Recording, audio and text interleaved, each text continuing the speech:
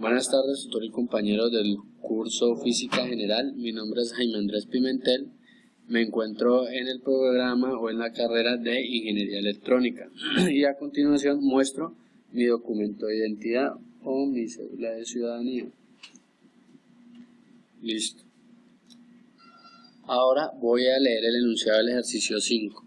Un peatón desea conocer si el motociclista respeta las señales de tránsito a tener como límite de velocidad 279 km por hora. Para ello se apoya la siguiente información. El sistema de coordenadas se origina desde un observador que se encuentra a 3,4 metros del punto de partida del motociclista. Aquí podemos observar la gráfica. Y el motociclista inicia su movimiento desde el reposo y lo otro es que pasados 16 segundos la velocidad del motociclista es de 23 metros sobre segundo. Listo. Ahora debemos tener en cuenta que las ecuaciones para el movimiento uniformemente acelerado son las siguientes, y por medio de estas ecuaciones podemos desarrollar el problema que se nos presente. Bueno, el enunciado A nos pide que encontremos la expresión que describa la distancia recorrida, la velocidad y la aceleración en función del tiempo de un motociclista que viaja describiendo un movimiento uniformemente acelerado.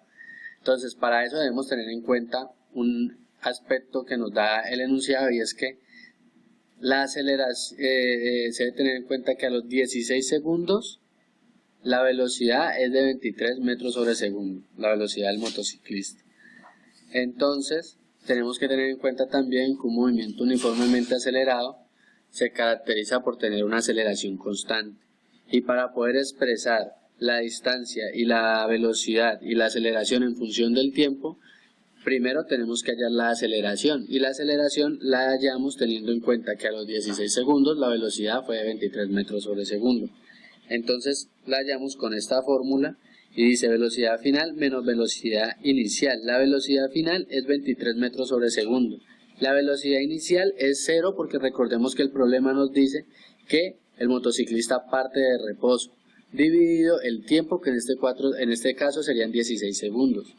Al realizar la ecuación obtenemos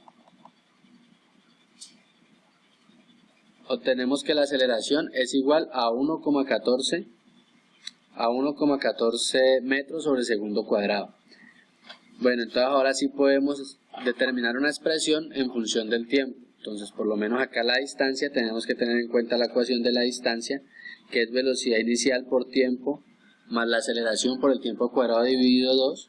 Como dijimos que la velocidad inicial era 0 porque parte del reposo, esto se hace 0. Entonces tendríamos la siguiente ecuación. Ahora reemplazamos los valores. La distancia es igual a 1,44, que es la aceleración, por t al cuadrado dividido 2. Esta sería la expresión que da la distancia en función del tiempo, o sea, a un tiempo que me dé el problema, yo le doy una distancia, o la fórmula le arroja una distancia. Ahora, la expresión para hallar la velocidad final, tenemos que tener en cuenta en primer lugar la ecuación de la velocidad final, que es igual a la velocidad inicial más la aceleración por el tiempo. Ya dijimos que la velocidad inicial es 0, entonces acá tenemos la velocidad final es igual a la aceleración, que es 1,44 por t. Y ahí tendríamos las expresiones. Para el punto B nos piden que realicemos las gráficas correspondientes en los 60 segundos de su movimiento. Las gráficas del movimiento uniformemente acelerado generalmente son la gráfica distancia versus tiempo y la gráfica velocidad versus tiempo. Entonces tenemos esta gráfica donde podemos observar que en el eje X está el tiempo y en el eje Y está la distancia. ¿Qué podemos concluir de esta gráfica? Que si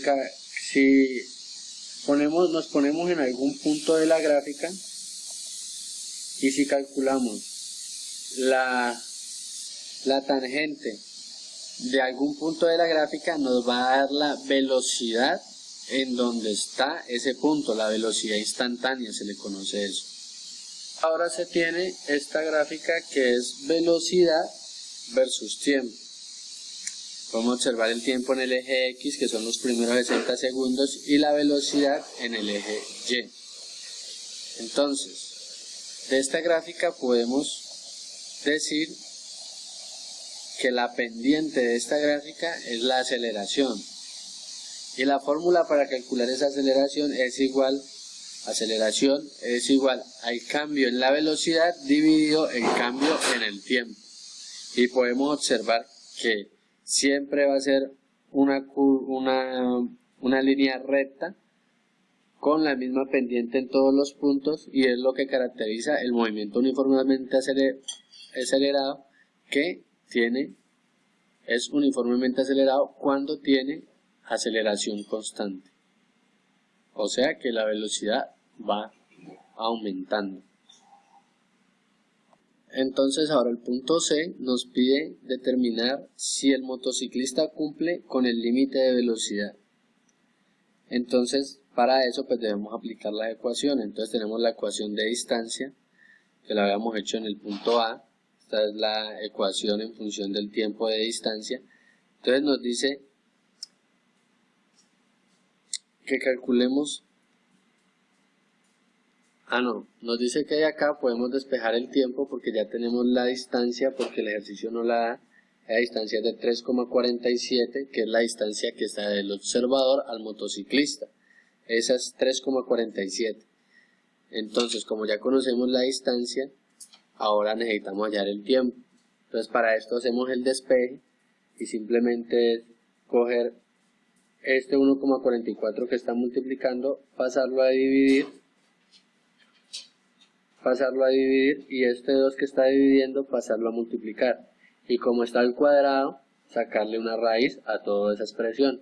Nos queda de la siguiente manera: t es igual a la raíz de 3,47 por 3,47, que es la distancia, que es la que ya conocemos, por 2 dividido 1,44, y eso nos da un tiempo de 2,19 segundos. Ahora ya tenemos el tiempo, y ahora en la ecuación de velocidad podemos reemplazar ese tiempo para saber cuál es la velocidad final, y así determinar si el motociclista cumple con el límite de velocidad. Ahora se reemplaza el tiempo en la ecuación de velocidad. Entonces 1,44 por tiempo es la ecuación de velocidad. Entonces ahora es 1,44 por 2,19, y esa velocidad final es de 3,15 metros sobre segundo. Entonces nos dicen que el límite de velocidad,